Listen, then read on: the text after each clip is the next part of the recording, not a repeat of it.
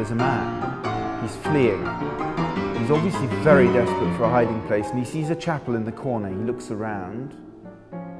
He's looking for a way in. He's fleeing Baron Scarpia, chief of Rome's police. Scarpia is a character we'll find out more about later on in the opera, and we'll find out quite why Angelotti is fleeing him.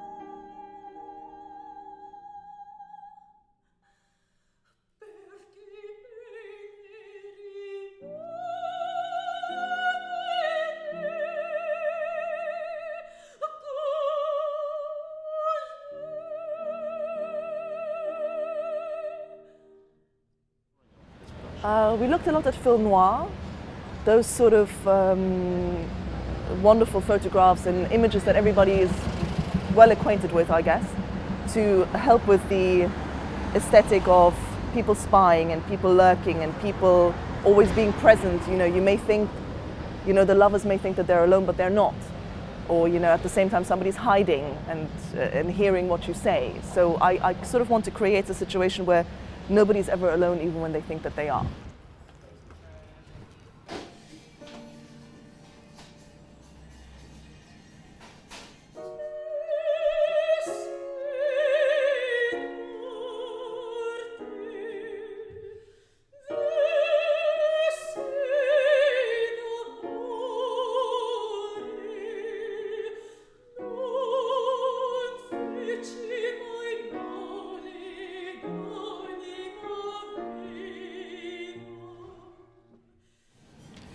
Well, I think it's interesting at the beginning of the aria that she speaks about what her life has been and what she lived for.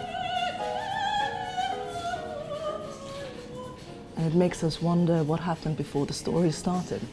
She has obviously been wounded in the past. She's obviously very vulnerable. She doubts herself, she doubts him, she doubts everything.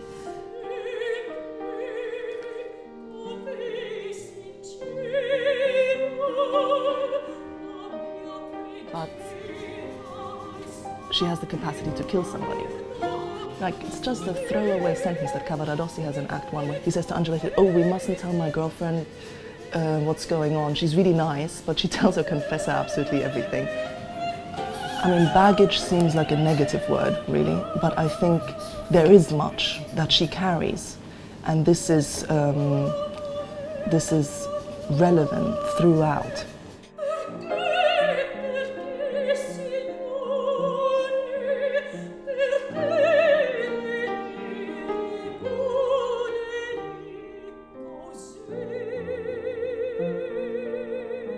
I mean, one of the major corners to think about is, does Scarpia hear it, yes or no? Or is it almost like an aside where the time freezes and she just reflects upon her life? When does she actually decide to kill him? Because in many productions it's a last-minute self-defense and she sees the knife and then she goes for it. But one can also think about that she sees the knife much earlier.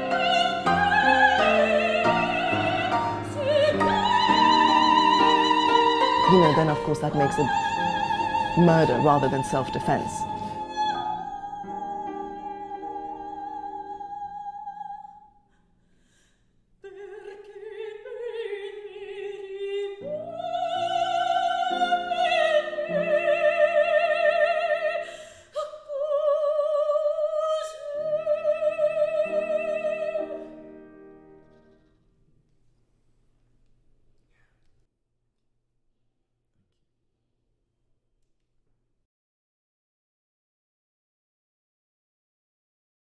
They both are living for the love of a man completely. The whole story behind the butterfly was of a ghostly world.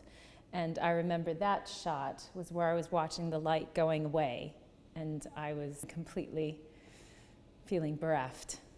at seeing my child disappear. She's absolutely, completely besotted with Pinkerton here. She's living in a very dreamlike state of thinking he'll come back, and he doesn't. TOSCA is willing to risk a whole lot more than Butterfly in a different sense. She takes her life in a much more dramatic way.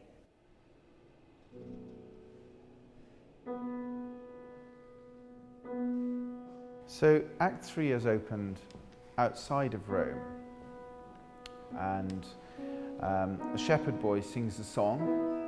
It's very, very early in the morning, around about daybreak.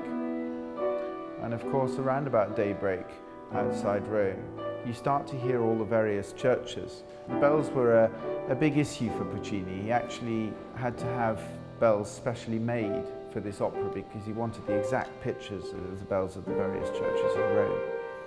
This is one of the most challenging parts of the opera if you're doing it with just piano.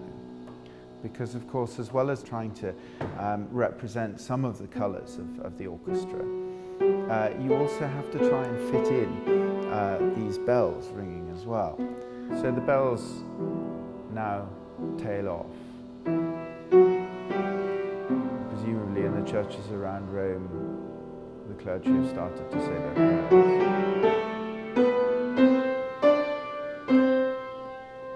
And we get another of the opera's very famous themes.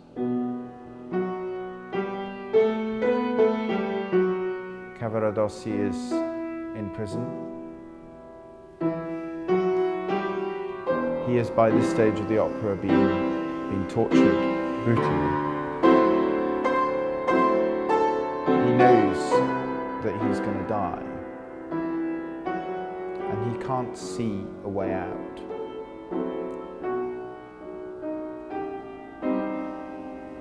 And this is the music which will lead into another of the most famous parts of the opera, the aria E lucevano le stelle, in which he writes